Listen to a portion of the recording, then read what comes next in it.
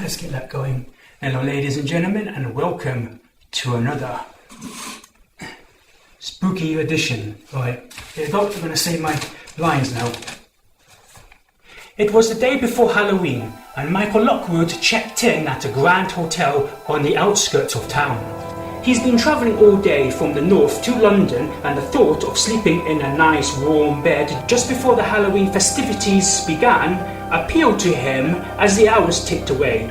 He checked in at the reception and made his way to his room on the upper floor. The surreal view of his surroundings and the grand design of the place failed to elude him as he made his way regardless of any dark past or hidden history that had yet to be discovered. The hotel receptionist boasted that he was the only customer today in the hotel, and he was advised to go to the local town and view the day's festivities that were about to begin on the night of Halloween.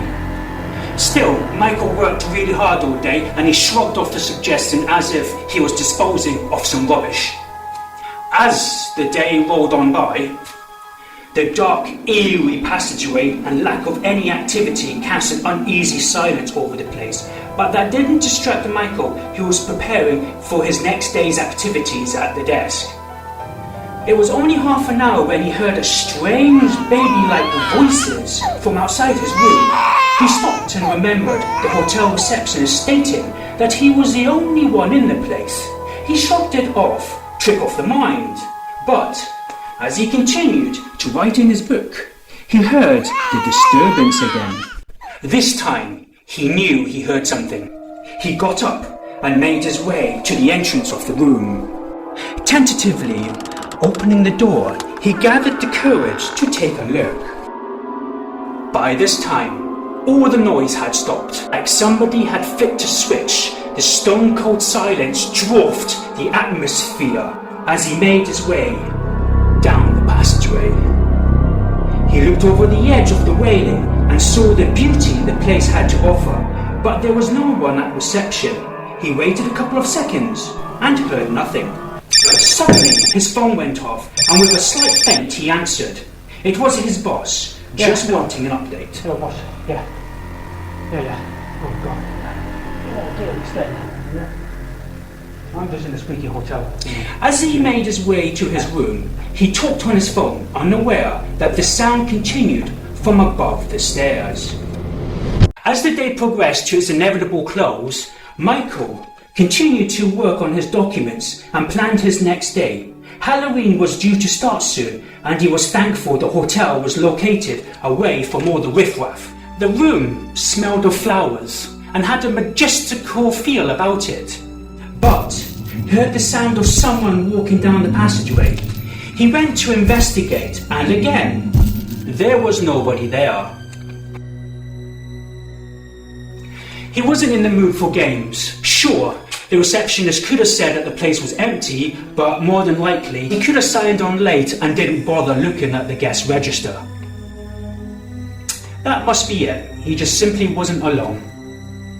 Confident he was right, he made his way to the bed and prepared for the night ahead. Dreams. Disturbing. Something of statues. Strange figures and a baby crying. Suddenly, Michael woke up from his slumber. The dream left a chill up his spine. What did he see? What did it mean? He remembered parts of the dream that contained familiar features. Features located in the hotel he was currently staying at. He got out of bed and made his way to the main hallway. The darkness swallowed up all around him. All he had was a small torch that he kept in his suitcase. As he made his way, the light pierced the inky darkness, showing all the potential horrors that awaited him. Then he heard it, the cry of a baby. He went to investigate.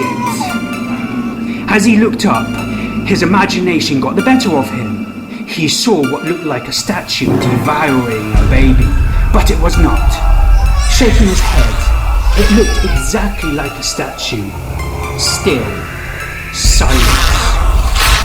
Then he heard the cry of a terrible scream.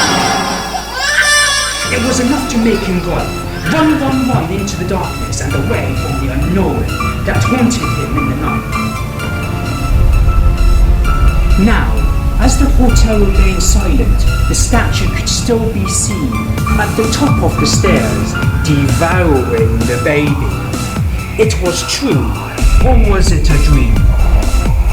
No one will know unless you see it for yourself.